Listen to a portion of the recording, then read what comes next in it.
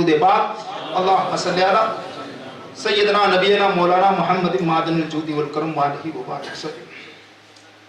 سیدنا غوث پاک رضی اللہ تعالیٰ عنہ کے تعلق سے کچھ معروضات پیش کرنا چاہتا تھا۔ حضور غوث پاک رضی اللہ تعالیٰ عنہ کی ولادت سے لے کر کے، بلکہ ولادت تو کیا، آپ کے بارے میں بشارت تو پہلے سے ہی آتی تھی، اور آپ کے فضائل میں ایک بات یہ بھی کہ جس رات سیدنا عبد القادر جیلانی کی ولادت ہوئی،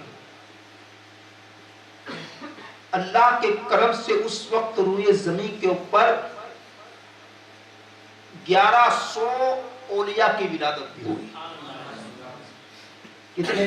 1100 اولیاء کرام کی ولادت ہوئی تھی۔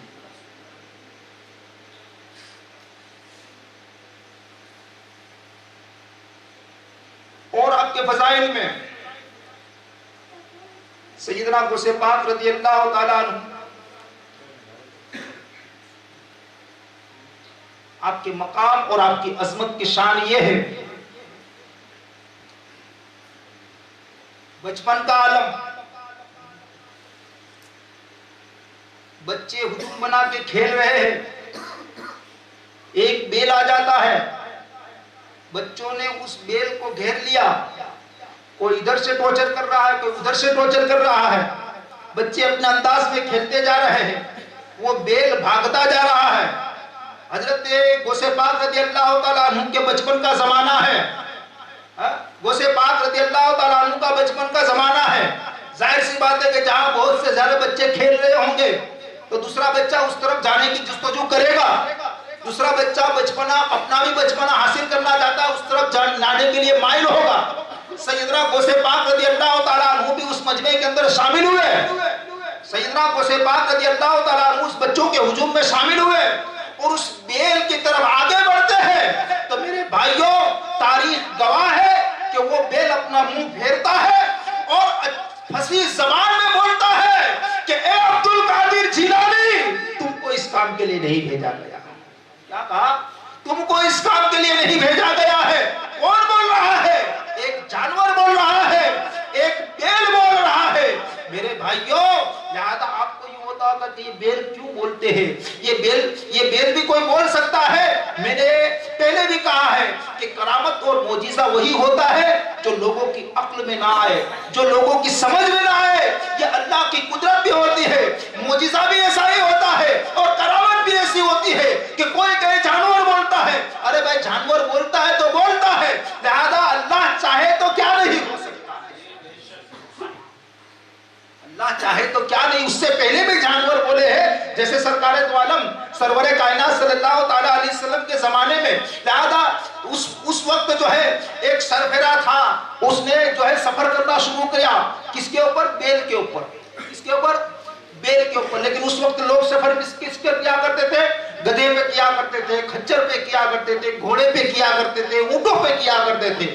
لیکن وہ آدمی جو ہے بیل کے اوپر سفر کرنے لگتا ہے، تو بیل کے لیے جب چلنے لگتا ہے تو میرے بھائیوں، اس کو کچھ دماغ میں آیا ہوگا نا کہ بھائی ہر کوئی سواری لیتا ہے تو کوئی کھچر لیتا ہے، کوئی گھوڑا لیتا ہے، کوئی گدھا لیتا ہے تو کوئی اونٹ لیتا ہے، میں کچھ نیا کر کے دکھاؤں، ہوتا ہے نا، کمپٹیشن ہوتا ہے، تو کوئی بھائی یہ کسی نے یہ گاڑی لی تو کوئی وہ گاڑی لے رہا ہے، کوئی کیا کر رہا ہے، کوئی کیا کر رہا ہے، ہر کوئی اپنے انداز سے چل رہا ہے۔ لہذا لیکن ابھی تو سب لیتے تو گاڑی ہی ہے، دوسرا کچھ نہیں لیتے ہیں، لیکن اس نے تو الٹا ہی کرنا شروع کر دیا اور جو ہے بیل کے اوپر سوار ہو گئے اور سفر کرنے لگا۔ لہذا بیل منہ پھیر کے بولتا ہے کہ اللہ کے بندے، لہذا اللہ پاک نے مجھے یہ کام نہیں سونپا ہے کہ میں تیری سواری بنوں، مجھے یہ کام نہیں سونپا ہے کہ تو میرا سوار بنے، سواری کروانا میرا کام نہیں ہے، لہذا میرا کام ہے کھیتوں کو جوتنا، اور کھیت اگر کھیڑنے ہو تو مجھے ہل میں لگا دے، تیرا کام میں کروں گا، مجھے اسی لیے بنایا گیا ہے۔ تو وہ آدمی پریشان ہو جاتا ہے کہ یہ بیل کیسے بول رہا ہے، اس کو تعجب ہو رہا ہے۔ بیل کہتا ہے کہ تعجب کیا کر رہا ہے؟ ارے تعجب تو ہونا ہی ہے کہ آج تک تو بولا نہیں تھا اور آج بول رہا ہے۔ تو بیل کہتا ہے کہ ارے تجھے میرے اوپر تعجب ہو رہا ہے کہ میں زبان سے بول رہا ہوں، لیکن مجھے تو تجھ پہ تعجب ہو رہا ہے. کہا میرے پر کیوں تعجب ہو رہا ہے؟ کہا اس لیے کہ اللہ کے آخری نبی آ چکے ہیں، لہذا بہت سے لوگ ایمان لا چکے ہیں اور ابھی تک تو نے کلمہ بھی نہیں پڑھا ہے. فوراً دوڑتا ہے، بارگاہ رسالت میں حاضر ہوتا ہے اور آ کر کے اللہ کے رسول کی بارگاہ میں جب حاضر ہوتا ہے، مصطفیٰ نے جب اس کا چہرہ دیکھا تو ارشاد فرمایا کہ آ جائے بندے خدا. مسکراتے ہیں اور ارشاد فرماتے ہیں کہ مجھے معلوم ہے کہ تجھے یہاں تک بھیجنے والا کون ہے. میرے بھائیوں، تو یہ جانوروں کا بولنا خاص وقت کے لیے ہوتا ہے. تو عبد القادر جیلانی سے اس بیل نے کیا کہا کہ عبد القادر جیلانی، آپ کو اللہ نے اس کام کے لیے نہیں بھیجا ہے. حضرت غوث پاک رضی اللہ تعالیٰ عنہ کا بچپنے کا زمانہ وہ بچپنا تھا، لہذا خود فرماتے کہ میں تھوڑا گھبرایا، آیا سیدھا گھر کے اوپر بھاگا، سیدھا گھر کے اوپر بھاگا. غوث پاک رضی اللہ تعالیٰ عنہ کہاں پیدا ہوئے تھے بھائی؟ آپ کو معلوم ہے کہ بھول گئے؟ کہاں پیدا ہوئے تھے بولیں گے آپ؟ جیلان. اب جیلان شہر کے اندر آپ کی ولادت ہوئی، یہ معاملہ بنا، سیدھا گھر پہ آئے. آ کر کے گھبرائے ہوئے تھے، سیدھی گھر کی چھت کے اوپر چڑھ گئے کہ بھائی وہاں جا کے کچھ سکون لیں گے، وہاں جا کے کچھ سکونت اختیار کریں گے. لہذا چھت کے اوپر جب چڑھ گئے، کہاں تھا آپ کا شہر؟ جیلان میں تھا. اور اس وقت جو ہے حج کا سمے چل رہا تھا، اس وقت جو ہے حج کا سمے چل رہا تھا. چھت کے اوپر گئے، آواز آنے لگتی ہے، لبیک اللہم لبیک لا شریک لک لبیک ان الحمد. یہ جو تلبیہ ہے نا، یہ پوری آواز غوث پاک رضی اللہ تعالیٰ عنہ کے کان میں پڑتی ہے. میرے بھائیوں، میں نے ایک مرتبہ حدیث مبارکہ آپ لوگوں کے سامنے پڑھی تھی، اتقوا فراست المؤمنین انہو کان ینظر بنور اللہ. لہذا مومن کی فراست سے ڈرو، اس لیے کہ وہ اللہ کے نور سے دیکھتا ہے، اس کی نظر ہوتی ہے اللہ کے نور سے دیکھتا ہے. میرے دوستو، یہ ایک عام ولی کا سوال ہے کہ ایک عام ولی ہو، اس کا مقام یہ ہے کہ وہ اللہ کے نور سے دیکھتا ہے. تو جو ولیوں کا سردار ہوگا، تمام اولیاء کا امام ہوگا، اس کی نظر کا عالم کیا ہوگا؟ چھت کے اوپر چڑھے ہوئے ہیں اور چھت کے اوپر گھبرائے ہوئے ہیں، لیکن کانوں میں آواز پڑتی ہے تلبیہ کی، اللہم لبیک کی آواز پڑتی ہے. میرے دوستو، تھوڑی دیر گزرتی ہے کہ تمام پردے ہٹ جاتے ہیں کہ گیلان شہر سے عرفات کا میدان نظر آنے لگتا ہے. کہ تمام حجاج کرام کو غوث پاک اپنی نظروں سے دیکھتے ہیں اور کانوں سے سنتے ہیں. میرے دوستو، گیلان کے اندر اور عرب کے اندر کتنا فاصلہ ہے؟ لہذا ایک لمبا فاصلہ ہے. میرے دوستو، میں کہنا چاہوں گا کہ میرے جو امام احمد رضا نے جو ارشاد فرمایا کہ ہم یہاں سے پکارے وہاں وہ سنے، مصطفیٰ کی سماعت پہ لاکھوں سلام. میرے دوستو، مصطفیٰ کی سماعت پہ سوال کرنے والے سوال کرتے ہیں، لہذا اگر ان کی نگاہیں کھل جائے، ان کی نظریں اگر کھل جائے تو یہاں دیکھ سکتے ہیں کہ غوث پاک رضی اللہ تعالیٰ عنہ کے بچپنے کا عالم ہے. اس کے باوجود جو ہے اللہ نے وہ مقام دیا ہے کہ گیلان شہر سے سیدھا عرفات کا میدان دیکھ سکتے ہیں اور وہاں کی آواز کو بھی سن سکتے ہیں. میرے دوستو، یہ مقام غوث پاک رضی اللہ تعالیٰ عنہ کا ہے کہ بچپنے میں اتنا بڑا مقام ہے. فوراً وہاں سے گھبراتے ہوئے نیچے آتے ہیں. میرے دوستو، جب گھبرا کر کے نیچے آئے، ہم نیچے جا کر کے کہاں جائیں گے؟ کہاں جائیں گے؟ سیدھے ماں کے پاس آتے ہیں. ماں سے عرض کرتے ہیں کہ اماں، مجھے عجیب سی باتیں نظر آتی ہیں. کہا کیا ہوا؟ کہا بچوں کے ساتھ گیا تو وہ بیل مجھے کہنے لگا کہ تم اس کام کے لیے نہیں ہو. وہاں سے گھبرا کر کے بھاگا اور چھت کے اوپر گیا. وہاں جا کچھ دیر کے لیے سکون حاصل کرنا چاہتا تھا تو وہاں مجھے تلبیہ کی آواز آئی اور بہت سے حجاج کرام کو میں نے دیکھا. تو آپ کی ماں ارشاد فرماتی ہے کہ بیٹا، یہ تو ایک تو معمولی سی باتیں ہیں، لیکن آپ کی ولادت کے وقت لہذا اللہ تبارک و تعالیٰ نے بہت سی برکتوں کا نظارہ مجھے کروایا ہے. پڑھیے درود پاک اللہ.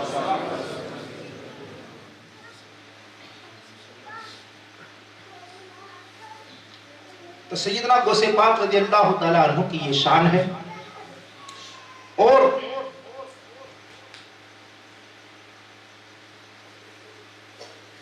حضور غوث پاک رضی اللہ تعالیٰ عنہ نے ارشاد فرمایا میرا کوئی مرید پریشان ہو اور پریشانی کے عالم میں ہو، مجھے کوئی، میں مغرب میں ہوں اور مجھے کوئی میرا مرید مشرق سے پکارے یا میں مشرق میں ہوں مغرب سے پکارے تو میں اس کی مدد کو پہنچتا ہوں۔ پکارنے والا اس کا ایمان پختہ ہونا چاہیے۔ غوث پاک رضی اللہ تعالیٰ عنہ کے اس طرح کے تو بہت سے واقعات ہیں۔ عرض یہ کرنا چاہتا ہوں کہ آپ کے واقعات سے ہمیں درس عبرت حاصل کرنی چاہیے اور آپ کی زندگی سے ہمیں جو سنہرے پھول ملتے ہیں ان کو حاصل کرنا چاہیے۔ حضور غوث پاک رضی اللہ تعالیٰ عنہ نے اپنی زندگی کے اندر مقام تو آپ کا آپ پیدائشی ولی ہے، اس میں کوئی شک نہیں ہے، لیکن آپ نے سب سے پہلا قدم یہ تمام اور یوں سمجھ لیجیے کہ آپ کو ماحول ہی ایسا ملا تھا۔ ایک تو آپ والد اور والدہ کی طرف سے حسنی اور حسینی سید، دوسرے نمبر میں آپ کے والد بھی ولی، آپ کی والدہ بھی ولی کیا، آپ کی خالہ بھی ولی کیا، آپ کی پھوپھی بھی ولی کیا، آپ کے نانا بھی ولی۔ اولیاء کا ہجوم ہے، کیوں نہ ہو، اس لیے کہ جو مقام انبیاء میں مصطفیٰ کو اللہ نے دیا ہے، جو مقام انبیاء میں مصطفیٰ کو اللہ نے دیا ہے، وہی مقام اولیاء میں غوث اعظم کو دیا گیا ہے۔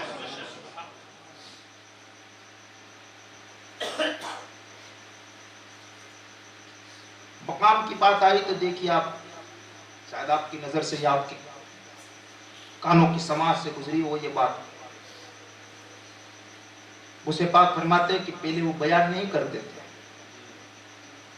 علم حاصل کر لیا، اور علم حاصل کرنے میں نے آپ نے سنا ہوگا کتنی شدتیں، کئی 40 دنوں تک نہ کھانا، 40 دنوں تک مجاہدہ کرنا، پتوں اور گھاس کے اوپر گزارا کر لینا،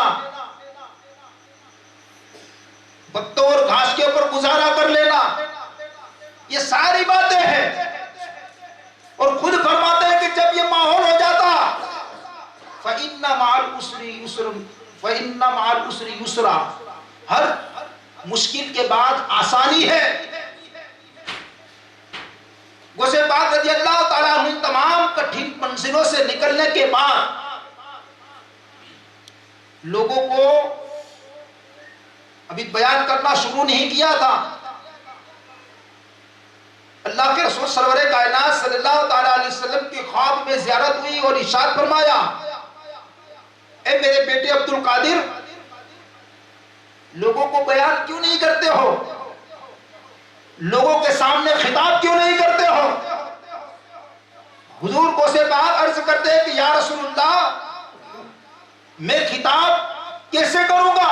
کیونکہ میں اجمی ہوں، میرے سامنے لوگ عربی ہیں، اور عربی لوگوں کے سامنے ایک اجمی آدمی گفتگو کیسے کرے گا؟ اللہ کے رسول سرور کائنات صلی اللہ تعالیٰ علیہ وسلم نے ارشاد فرمایا کہ اے غوث پاک رضی اللہ تعالیٰ عنہ، گھبرانے کی ضرورت نہیں ہے، اپنا منہ کھولو۔ حضور صلی اللہ تعالیٰ علیہ وسلم نے اپنا لعاب دہن 7 مرتبہ سیدنا عبد القادر جیلانی کے منہ میں ڈالا۔ مولا کائنات ساتھ میں تھے، ارشاد فرمایا کہ علی آپ بھی اپنا فیض پہنچا دو۔ مولا کائنات نے سیدنا غوث پاک رضی اللہ تعالیٰ عنہ کے دہن میں 6 مرتبہ اپنا لعاب دہن ڈالا۔ اس طرح سے اب میں آپ کو ایک ذہن دینا چاہوں گا میرے دوستو، ایک ہوتا ہے دینے والا، ایک ہوتا ہے لینے والا۔ کبھی کبھی دینے والا بہت مرتبے کا مالک ہوتا ہے، لیکن لینے والے میں وہ طاقت نہیں ہوتی، سمجھ لیجیے آپ۔ اور کبھی کبھی لینے والا لینے والا اس کا دامان وسیع ہے، لیکن دینے والا تنگ دست ہوتا ہے. لیکن یہاں تو لینے والا بھی برکت والا ہے اور دینے والا بھی برکت والا ہے. کیسا دینے والا کہ ایک زمانے میں ابو ہریرہ کہہ رہے ہیں یا رسول اللہ مجھے یاد نہیں رہتا ہے کچھ بھی. مصطفیٰ نے کہا کوئی بات نہیں، تیرے سینے پہ میں ہاتھ لگا دیتا ہوں. ابو ہریرہ کہتے ہیں کہ جب سے مصطفیٰ نے میرے سینے پہ ہاتھ پھیر دیا ہے کوئی بات ایسی نہیں ہے کہ مصطفیٰ بیان کرے اور ابو ہریرہ کو یاد نہ ہو. یہ کیا ہے؟ لین دین کی بات ہے. ہم لوگ تو صرف لینا دینا اسی کو سمجھتے ہیں کہ اس ہاتھ سے روپیہ دو، اس ہاتھ سے زمین لو، اس ہاتھ سے زمین دو، اس ہاتھ سے روپیہ لو. انہی چیزوں کو ہم لینا دینا سمجھتے ہیں. ارے لینا دینا تو وہاں ہو رہا تھا. حضور کا ہاتھ لگ جائے تو سینہ کھل جاتا تھا، حضور کے چشمے مبارک اٹھ جائے تو قسمتیں بدل جایا کرتی تھی. اور غوث پاک کا مقام تو یہ ہے کہ اللہ پاک نے آپ کو سید الاولیاء بنا کر کے بھیجا ہے اور مصطفیٰ کو سید الانبیاء بنا کر کے بھیجا ہے. اب نتیجہ یہ نکلتا ہے کہ دینے والا سید الانبیاء ہے اور لینے والا سید الاولیاء ہے. نعرہ تکبیر، نعرہ رسالہ، جشن غوثیہ. سبحان اللہ، سبحان اللہ، سبحان اللہ. اب وہاں لینا دینا کیسا ہوا ہوگا؟ کیا دیا تھا بھائی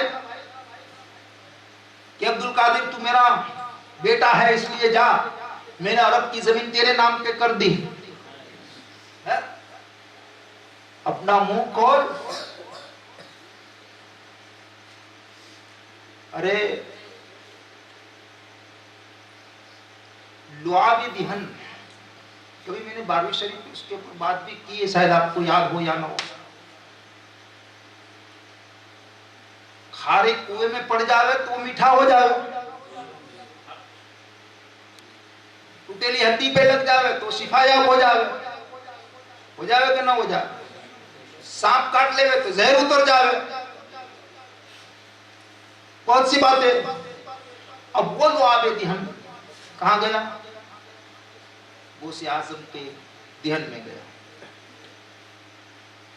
اور ساتھ میں مولا کائنات. تو بات ہی کیا پوچھنی. اب آپ کے بیان کا تذکرہ سنیے. آپ غوث پاک فرماتے ہیں کہ میں جب بیان کرنا شروع کیا تو مدرسے سے شروع کیا. کہاں سے شروع کیا؟ مدرسے میں درسگاہ میں بیٹھتا تھا، طلبہ آتے تھے، پڑھتے تھے، بیان دیتا تھا. دھیرے دھیرے لوگوں کا بڑھنا شروع ہوا، مدرسہ کم پڑھنے لگا، مدرسے کے صحن میں آ گئے، پھر لوگوں کا ہجوم بڑھنے لگا.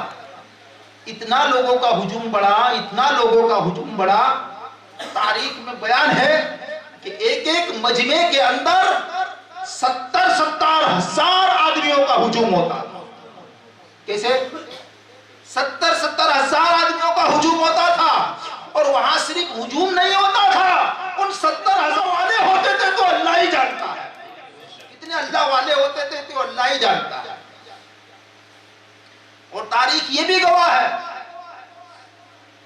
کہ جب غوث پاک رضی اللہ تعالیٰ عنہ بیان کرتے، آج تو مائک ہے نا، اب 70 ہزار آدمی ہو کہاں تک محفلوں کی ہم اندازہ لگا سکتے ہیں نا. 1200 آدمی، 1500 آدمی، 2000 آدمی کو ہم دیکھ لیتے تھے ہمارا دماغ خراب ہو جاتا ہے. اب 70 ہزار آدمی جمع ہوتے ہوں گے. غوث پاک یہاں سے بیان کر رہے ہیں اور وہاں سننے والے کا حالت کیا ہوگی. اور یہ بھی سمجھ لیجیے کہ جمعہ کی نماز کے اندر امام صاحب کا اگر آواز چھوٹا ہے تو لوگ پیچھے کے مقتدی کہتے ہیں کہ آواز نہیں آتی ہے. ہوتا ہے کہ نہیں ہوتا ہے یہ فاصلہ. لیکن غوث پاک رضی اللہ تعالیٰ عنہ کی آواز کے اوپر قربان چاہیے. اور تاریخ گواہ ہے کہ جیسے پہلی صف میں بیٹھنے والا آدمی جتنی آواز اس کو پہنچتی تھی اتنی آواز آخری آدمی کو پہنچا کرتی تھی. یہ کیا تھا؟ مائک نہیں تھا اس وقت، مائک نہیں تھا. یہ سب جو ہے میرے مصطفیٰ کا کمال تھا. یہ سب جو ہے اس لعاب دہن کا کمال تھا. بیان ہو رہا تھا، بیان کرتے کرتے کرتے بات نکل گئی معراج کی. بیان ہی کے اندر جب بیانے کی بات چلی ہے تو بیان ہی ہو جائے. بیان ہو رہا تھا, ایک شخص کے دل میں خیال آیا, وہ بھی اللہ والے تھے. غوث پاک رضی اللہ تعالیٰ عنہ بیان تو کرتے ہیں لیکن بیان میں کوئی قرآن کی آیت نہیں پڑھتے. کیا قرآن کی کوئی آیت نہیں پڑھتے؟ آج دیکھتا ہوں, غور کرتا ہوں کہ کتنی آیتیں پڑھتے ہیں. ایک دورہ لیا اور دورہ لے کر کے گئے, ایک آیت پڑھے گے تو ایک گاٹھ ماروں گا, دوسری آیت پڑھے گے تو دوسری گاٹھ ماروں گا, تیسری آیت پڑھے گے تو تیسری گاٹھ ماروں گا, کیونکہ پھر یاد نہیں رہے گا. جب پورا بیان ہو جائے گا, پوری تقریر ختم ہو جائے گی, تب اس گاٹھوں کو گن لوں گا, پتہ چل جائے گا آپ نے کتنی آیتیں پڑھی ہے. لہذا اس حساب سے دورے لے کر کے گئے اور غوث پاک رضی اللہ تعالیٰ عنہ بیان کرتے جا رہے ہیں. اور ایک آیت پڑھی تو آپ نے پڑھ لی, ایک آیت پڑھ لی تو آپ نے جو ہے ایک گاٹھ ماری, دوسری آیت پڑھی تو دوسری گاٹھ ماری, تیسری آیت پڑھی تو تیسری گاٹھ ماری. لہذا وہ گاٹھیں مارتے جا رہے ہیں. غوث پاک قرآن کی آیتوں پہ آیتیں پڑھتے جا رہے ہیں. آخر میں ارشاد فرماتے ہیں کہ ایک گاٹھیں لگانے والے, میں یہاں گاٹھیں لوگوں کے دلوں کی کھول رہا ہوں اور تو گاٹھیں لگا رہا ہے. وہ بندہ کھڑا ہو جاتا ہے اور عرض کرتا ہے کہ حضور مجھے معاف کر دے. میں یوں سوچتا تھا کہ آپ قرآن کی آیتیں نہیں پڑھتے ہیں, لیکن مجھے سمجھ میں آ گیا کہ آپ کا مقام کیا ہے. غوث پاک ارشاد فرماتے ہیں کہ خبردار سمجھ لو, اللہ پاک نے لوگوں کے دل جو ہے میری مٹھی میں کر دیے. کیا کہا؟ لوگوں کے دل جو ہے میری مٹھی میں کر دیا ہے. لوگوں کے دلوں کے اندر جو خیال آئیں گے اس کو بھی میں جانتا ہوں. اب 70,000 آدمی کے کس کے دل میں کیا چل رہا ہے, اب ہم اتنے ہی بیٹھے ہیں, کس کے دل میں کیا چل رہا ہے. کوئی کہہ رہا ہے کسی کے دل میں چل رہا ہوگا ٹھنڈی زیادہ ہے, کسی کے دل میں چل رہا ہوگا لمبا بیان ہو رہا ہے, کسی کے دل میں چل رہا ہوگا ابھی نیاز ملے گی, کسی کے دل میں نہ جانے کیا کیا چل رہا ہوگا, کوئی نہیں جانتا, اللہ بہتر سمجھے. لیکن غوث پاک فرماتے ہیں کہ اس بیان کے اندر بلکہ جو ہے لوگوں کے دل جو ہے اللہ پاک نے میری مٹھی کے اندر رکھے. غوث پاک رضی اللہ تعالیٰ عنہ نے ارشاد فرمایا کہ لوگوں کے دل میری مٹھی میں رکھے. اور ایک بات آپ کو یہ بھی بتا دوں کہ غوث پاک کا بیان کہ مجمع میں کتنے آدمی ہوتے تھے, 70,000 آدمی. تو غوث پاک کا بیان کتنے آدمی سنتے تھے, 70,000 آدمی سنتے تھے ظاہری طور پر. یہاں تک ملتا ہے, یہاں تک لکھا گیا ہے, کیونکہ وہ بیان ایک حدیث مبارکہ ہے کہ بعض وہ مقام ہوتا ہے کہ بولنا بندے کا ہوتا ہے, زبان بندے کی ہوتی ہے, بولنا خدا کا ہوتا ہے. یہ کن کے بارے میں ہے؟ یہ کن کے بارے میں؟ اللہ والوں کے بارے میں ہے, اللہ کے ولیوں کے بارے میں ہے. جب اللہ کے ولیوں کے بارے میں اتنا بڑا مقام ہے کہ ہاتھ اللہ کے ولی کا ہوتا ہے, پکڑنا خدا کا ہوتا ہے, آنکھ اللہ کے ولی کی ہوتی ہے, دیکھنا خدا کا ہوتا ہے, زبان اللہ کے بندے کی ہوتی ہے, اللہ کے ولی کی ہوتی ہے, بولنا خدا کا ہوتا ہے. لہذا ایک عام ولی کے بارے میں اتنے بڑے فضائل ہیں تو غوث پاک کا بولنے کا مقام کیا ہوگا. میرے دوستوں, روایتوں میں ملتا ہے کہ غوث پاک جب ایک مرتبہ کہتے الحمدللہ, آپ نے سنا نا, کوئی بھی جب بیان کرنے والا بیان کرتا ہے تو پہلے شروعات کہاں سے کرتا ہے؟ اللہ کی تعریف سے کرتا ہے, الحمدللہ. ایک مرتبہ الحمدللہ کہتے, دوسری مرتبہ الحمدللہ کہتے تو یہ آواز 70,000 آدمیوں میں نہیں پہنچتی, بلکہ پورے روئے زمین کے اوپر اللہ کے ولی جہاں جہاں بھی ہوتے سب کو پتا چل جاتا ہے کہ غوث پاک کا بیان شروع ہو چکا ہے. پوری روئے زمین کے اوپر, پوری روئے زمین کے اوپر غوث پاک کا آواز صرف مجمع میں نہیں بلکہ پوری روئے زمین کے اوپر جہاں جہاں پر اللہ کے ولی ہوتے تمام کے تمام لوگ ادب سے بیٹھ جاتے کہ عبد القادر جیلانی کا بیان شروع ہو چکا ہے. میرے دوستو, یہ تاثیر اور یہ مقام اور یہ آواز کیوں وہاں تک پہنچائی جا رہی تھی؟ اتنی برکتیں مصطفیٰ کے صدقے میں جو غوث پاک کو ملی ہے، اسی وجہ سے تمام برکتیں حاصل ہوتی تھی۔ بہرحال تو میں عرض یہ کر رہا تھا کہ غوث پاک بیان کرتے جا رہے ہیں۔ بیان کرنے کے دوران معراج کا واقعہ آ گیا۔ معراج کے سلسلے سے حضور غوث پاک نے بتانا شروع کیا۔ اتنے کم عرصے میں مصطفیٰ آ گئے وغیرہ وغیرہ ساری باتوں کو بتائی۔ ایک آدمی کے دل میں خیال آیا کہ ایسے کیسے ہو سکتا ہے یار، ایسے کیسے ہو سکتا ہے، اتنے کم عرصے میں جانا اور آنا، مطلب ایک خیال گزرا۔ گھر پہ گیا، بازار سے ہوتے ہوئے گیا، مچھلی خریدی، مچھلی لے جا کے گھر پہ دی، اپنی بیوی سے کہا کہ لو اس کو صاف ستھرا کر کے کاٹ کوٹ کے اس کو بناؤ، میں ابھی دریا میں جا کر کے نہا کر کے آتا ہوں۔ دریا پہ گیا، مختصراً عرض کرنا چاہتا ہوں، دریا میں جا کر کے جب غوطہ لگایا، غوطہ لگا کر کے جب سر باہر نکالا، ان کو یہ ہوا کہ چلو میں نے نہا لیا۔ جب باہر نکلا، کپڑے کی طرف گیا تو وہاں کپڑے بھی نہیں ہے، ایک عجیب سی زمین لگتی ہے، لہٰذا ادھر ادھر سے کپڑے حاصل کیے اور جو ہے پہن کر کے جب بستی میں گیا تو اب وہاں لوگ تو کچھ دوسری زبان بول رہے تھے، وہاں کے لوگ تو کچھ الگ نظر آ رہے تھے، لہٰذا وہاں تو جو جس ماحول کو اور جس محلے کو چھوڑ کر کے گیا تھا وہ محلہ بھی نظر نہیں آ رہا ہے، وہاں تو ایک عجیب ماحول ہے اور اس کو سمجھ میں نہیں آ رہا ہے کہ اب میں کیا کروں۔ لیکن جو ہے وہ خود کاریگر تھا، کیا تھا؟ سنار تھا، وہ کاریگر تھا، کاریگری تھی اس کے پاس۔ اب ظاہر سی بات ہے کہ ایک سونے کی دکان اس کو دیکھی تو وہاں جا کر کے کھڑا رہ گیا اور جو سونے جو کام کرتا تھا اس کو دیکھنے لگا تو اس کی دیکھنے کی انداز سے اس سونے کو پتا چل گیا کہ یہ آدمی جو ہے لہذا یہ ہنرمند آدمی ہے اور فنکار آدمی ہے، لہذا باتوں سے اشاروں سے پوچھا کہ کیا تم یہ کام جانتے ہو؟ کہا کہ ہاں کام تو جانتا ہوں، لہذا کرو۔ تو انہوں نے کام کرنا شروع کیا۔ جب کام کرنا شروع کیا تو مہارت کی وجہ سے بہت اچھا کام کر لیا، لہذا کہا کہ ٹھیک ہے اب یہی کام کرتے رہو۔ کچھ دنوں کے بعد پوچھا کہ بھائی یہ کیا ہے، یہ کون سی جگہ ہے؟ کچھ سمجھ میں آنے لگا تو کہا کہ بھائی یہ مصر ہے اور یہاں کہا تو مصر کے بارے میں نے سنا تھا کہ یہاں کے لوگ بہت خوبصورت ہوا کرتے ہیں، یہاں کے لوگ بہت حسین ہوا کرتے ہیں، یہاں کے لوگ بڑے جمیل ہوا کرتے ہیں۔ کہاں یہ مصر ہے۔ اب وہ دل ہی دل کے اندر گونجا رہا ہے کہ میرے ساتھ ماجرا کیا ہو رہا ہے، لہذا اس کی ہنرمندی ساتھ میں دیکھ کر کے وہ سنار جو ہے اس سے مانوس ہو جاتا ہے۔ دیکھیے اللہ تبارک و تعالیٰ کی قدرت، دیکھیے کہ وہ سنار نے جو ہے اس کی ایمانداری کو دیکھا، اس کی سچائی کو دیکھا، تو پھر اس نے جو ہے ریکویسٹ کی کہ میری بچی ہے لہذا آپ اس سے شادی کر لو، لہذا اس کو شادی کر دیا گیا۔ اس کا سنسار چلا، 7 سالوں تک اس کا سنسار چلتا رہا، 3 بچے ہوئے، لہذا اب لیکن 7 سالوں کے درمیان نہ اس کو نہانے کا خیال آیا کہ میں دریا میں جا کر کے نہاؤں، اس کو کوئی بھی خیال نہیں آیا۔ 7 سال کے بعد اس کو ایک مرتبہ پھر خیال آیا کہ چلو اب آج مجھے نہانے جانا ہے، لہذا وہ دریا جاتا ہے، نہانے کے لیے پہنچتا ہے۔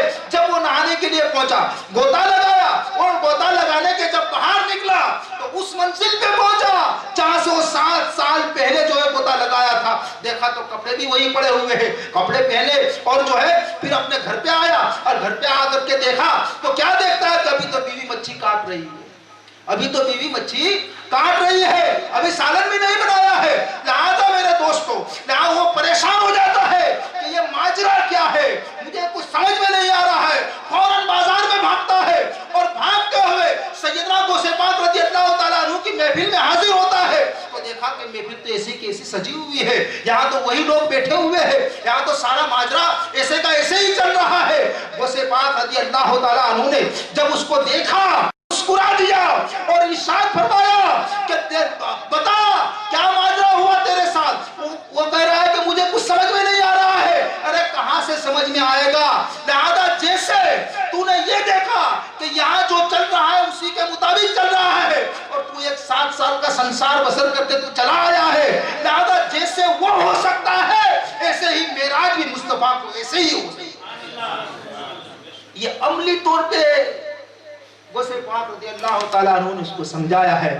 تو میرے دوستو غوث پاک رضی اللہ تعالیٰ عنہ کا یہ مقام ہے کہ اللہ تبارک و تعالیٰ نے آپ کو اتنا اونچا مقام عطا فرمایا ہے اور آپ کو یہ جیسے کہ آپ نے ارشاد فرمایا کہ میرا قدم تمام اولیاء کی گردنوں کے اوپر ہے، اس لیے آپ کو سید الاولیاء کہا جاتا ہے۔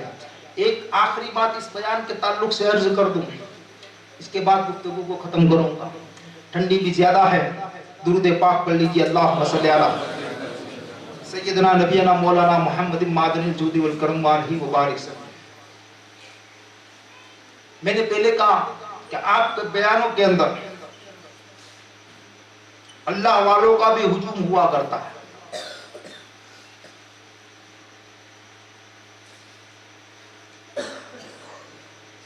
آپ نے اکثر و بیشتر دیکھا ہوگا بیان کے اندر لوگوں کو نیند بہت زیادہ آتی ہے۔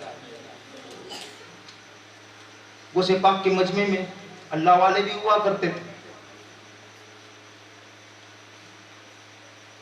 مجمع لگا ہوا ہے، آپ بیان کرتے جا رہے ہیں،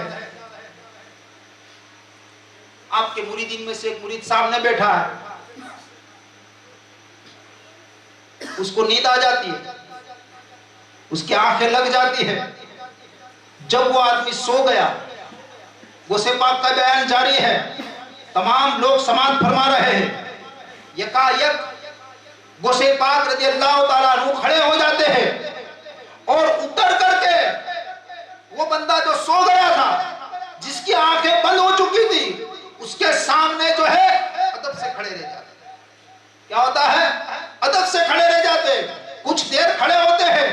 میرے دوستو، پھر وہاں مجمع کی ادب دیکھیا، غوث پاک خطاب سے اتر گئے، خطاب سے اٹھ گئے، اٹھنے کے بعد پورا مجمع بیٹھا ہوا ہے، مجمع کو معلوم ہے کہ ابھی بیان ختم نہیں ہوا ہے، بیان چالو ہے اور بیان چل رہا ہے۔ خطاب کے بعد آپ نے خطاب کو روک دیا اور سیدھا آپ ایک آدمی کے پاس گئے اور وہاں جا کر کے ادب سے کھڑے رہ گئے۔ سارا مجمع دیکھ رہا ہے کہ آج تک ہم نے تو یہی دیکھا ہے، آج تک ہم نے یہی دیکھا ہے کہ ہر مرید اپنے پیر کی عزت کرتا ہے، ہر مرید اپنے پیر کی عزت کرتا ہے اور پیر کے سامنے جو ادب سے کھڑا رہتا ہے۔